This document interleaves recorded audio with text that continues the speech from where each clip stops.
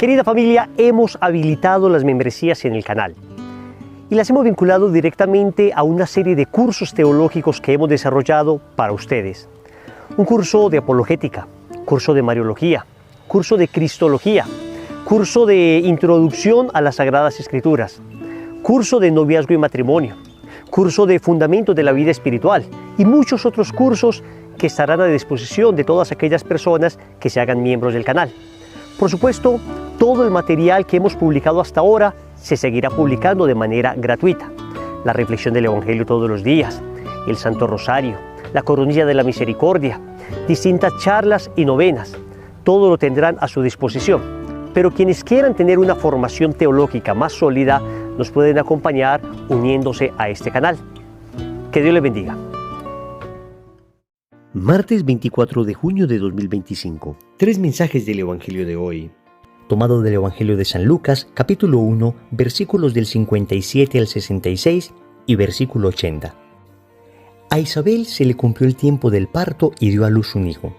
Se enteraron sus vecinos y parientes de que el Señor le había hecho una gran misericordia y la felicitaban. A los 8 días fueron a circuncidar al niño y lo llamaban Zacarías como a su padre. La madre intervino diciendo: «No, se va a llamar Juan». Le replicaron: «Ninguno de tus parientes se llama así». Entonces preguntaban por señas al padre cómo quería que se llamase. Él pidió una tablilla y escribió: «Juan es su nombre». Todos se quedaron extrañados. Inmediatamente se le soltó la boca y la lengua y empezó a hablar bendiciendo a Dios. Los vecinos quedaron sobrecogidos y corrió la noticia por toda la montaña de Judea. Y todos los que lo oían reflexionaban diciendo: «¿Qué va a hacer de este niño?», porque la mano del Señor estaba con él. El niño iba creciendo y su carácter se afianzaba. Vivió en el desierto hasta que se presentó a Israel. Palabra del Señor. Gloria a ti, Señor Jesús. La liturgia de hoy nos presenta la solemnidad del nacimiento de Juan Bautista. Solo celebramos 3 nacimientos en la liturgia de la Iglesia. Por supuesto, el nacimiento de nuestro Señor, el día 25 de diciembre, el nacimiento de la Santísima Virgen María, el día 8 de septiembre, y hoy celebramos el nacimiento de Juan Bautista. Con esto la Iglesia resalta el valor que tiene el precursor del Señor para la liturgia y para la Iglesia. Vamos con 3 mensajes de este Evangelio. Primero, los esposos en Dios. Segundo, los hijos en Dios.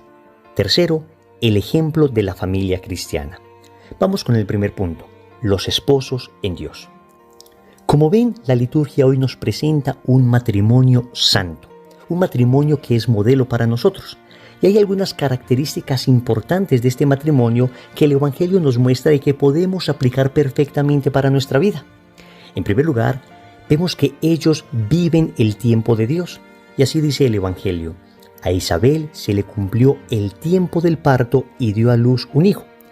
Por supuesto, acá se refiere a los 9 meses de gestación que habían concluido. Pero este cumplirse el tiempo tiene un significado todavía más profundo, porque Isabel no estaba en tiempo de dar a luz. Isabel era una anciana. Físicamente ya no podía dar a luz. Recuerden que el ángel Gabriel le había dicho a la Virgen Santísima que milagrosamente Isabel había concebido en su vejez. Entonces acá nos encontramos frente al cumplimiento del tiempo de Dios más allá de los razonamientos humanos. Un matrimonio que vive en Dios, un par de esposos que viven en Dios, están leyendo permanentemente los signos de los tiempos. Están permanentemente esperando en Dios, y esto es importante porque en muchas ocasiones uno se encuentra matrimonios desesperados, queriendo que las bendiciones lleguen ya. Cero paciencia, cero espera, cero mortificación, cero virtud. No, todo inmediato, tiene que ser ya, ahora, al instante. En la cultura de lo inmediato en que estamos, nos cuesta mucha dificultad esperar. Pero hoy, Santa Isabel y Zacarías nos enseñan a vivir los tiempos de Dios. Pero ellos también se someten al plan de Dios.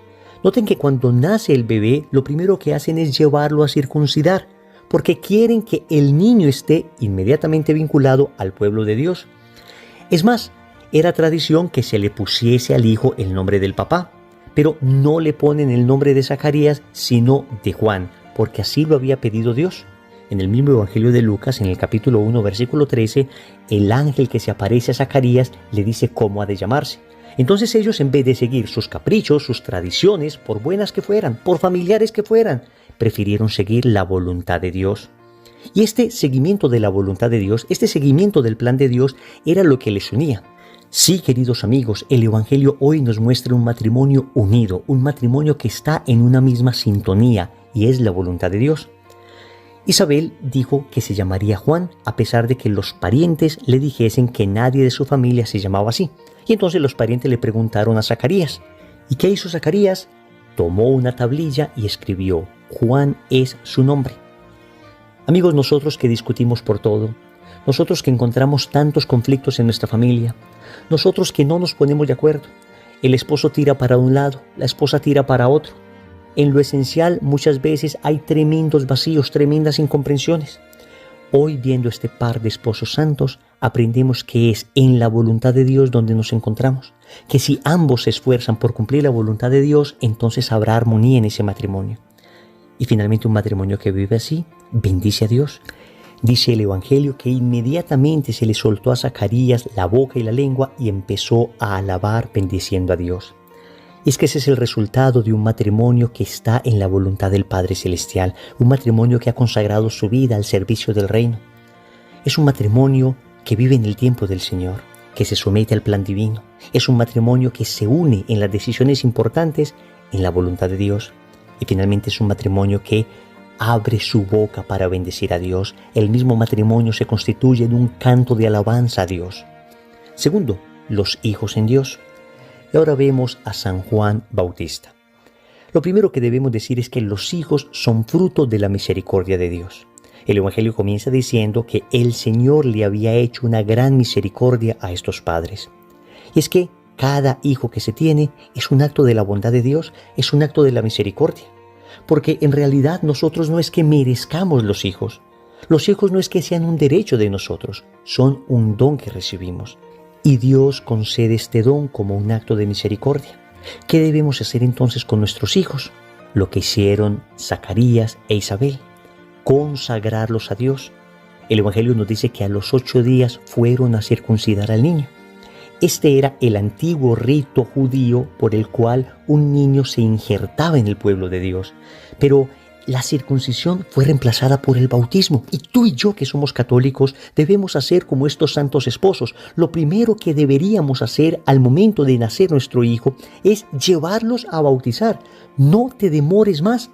El apóstol San Pablo, en la carta a los Colosenses, en el capítulo 2, versículos del 11 al 12, dice: En Él, es decir, en Cristo, también fuisteis circuncidados con la circuncisión no quirúrgica, sino mediante el despojo de vuestro cuerpo mortal por la circuncisión en Cristo, sepultados con Él en el bautismo. San Pablo está diciendo que el bautismo es nuestra nueva circuncisión.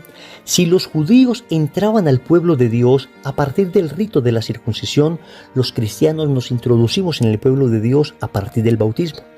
Dios nos da por su misericordia unos hijos y nosotros lo primero que hacemos es devolvérselos a Él, consagrarlos a Él. ¿Cuál es el resultado de esto?